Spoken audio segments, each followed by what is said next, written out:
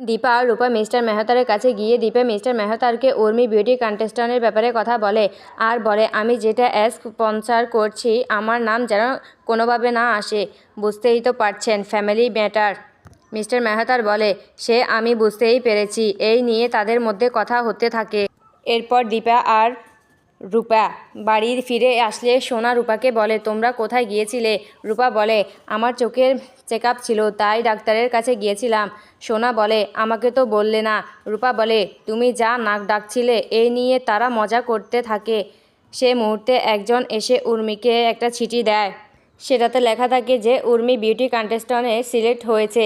এই কথা শুনে বাড়ির সবাই খুশি হয়ে যায়। উর্মি বলে কিন্তু ওরা জানলো কীভাবে?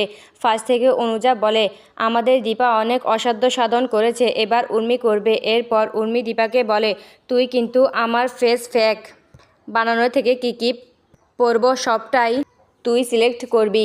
আমি তো আগে যা যা কম্পিটিশন জিতেছি সবটাইতেই তোর ছোঁয়া ছিল। রাত্রিবেলা সোনা রূপাকে বলে তুমি কোথায় গিয়েছিলে ঠিক করে বলো। কাকিয়া যখন বিউটি কন্টেস্ট্যান্টের কথা বলছিল তখন তোমার মুখটা ছোট হয়ে গিয়েছিল, আমি দেখেছিলাম। রূপা বলে আসলে ব্যাপারটা আমি আর মাই করতে গিয়েছিলাম।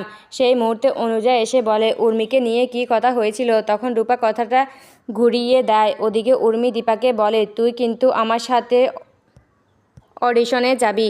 দীপা বলে আমরা তো ফাইনাল সিলেকশনের সবাই যাব, আর বিগ বং এর কাজ কে সামলাবে আমি গেলে?